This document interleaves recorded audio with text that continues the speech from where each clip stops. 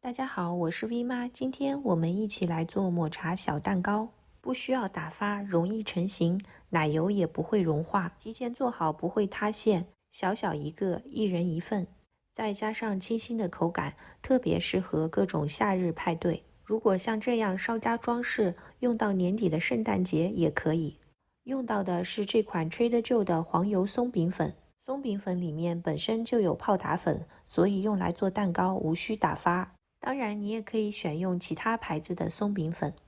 加入1又1/4杯松饼粉。Trader Joe 的这款松饼粉几乎不含糖，我又加了1/4杯白糖。如果你用的松饼粉本身含糖，可以酌情减少糖的用量。1/2杯牛奶，3/8杯食用油，再加入1个鸡蛋，1/2大勺香草精，不喜欢香草精的可以不加。把这些食材搅拌均匀，就可以做成蛋糕了。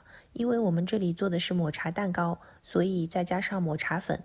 我用的是 Trader Joe 的这款抹茶粉。注意，这款抹茶粉是不含糖的，一盒有7小袋包装。这款抹茶粉原产地是日本，我和在其他超市买的原产地日本的抹茶粉对比了一下，这款抹茶粉颜色更加绿一些。在蛋糕糊中加入2袋抹茶粉，如果你用的不是这款抹茶粉，大概加入1小勺抹茶粉就可以了。把抹茶粉和蛋糕糊搅拌均匀，这里可以做大概8到9个小蛋糕，我用的是小号的 cupcake 的纸。每个模具中放入1半多一点的蛋糕糊就可以了，因为之后烤完蛋糕会膨胀得很大。烤箱预热350华氏度，也就是180摄氏度，烤16到18分钟。烤蛋糕的功夫来准备糖霜，需要1/2杯在室温下自然软化的黄油。如果黄油是放在冰箱中保存的，需要提前拿出来，在室温中使其达到柔软但不融化的状态。把黄油打发一下，加入1/4杯糖粉，继续打发，使糖粉和黄油充分的融合。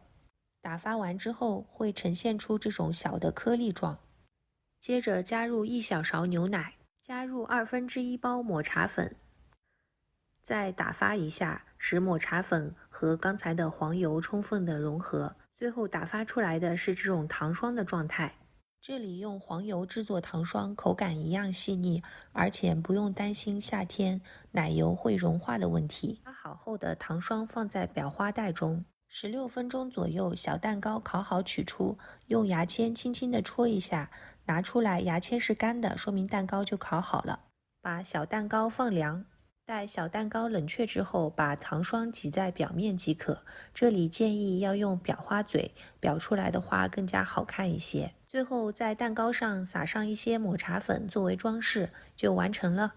这款小蛋糕虽然不是戚风蛋糕的做法，但口感一样细腻，而且省去了打发奶油、鸡蛋等繁琐的步骤。糖霜用了黄油，不容易融化，因为加入了抹茶粉，所以也一点不会腻。夏天到了，这款抹茶蛋糕作为各种派对上的小甜品，再合适不过了。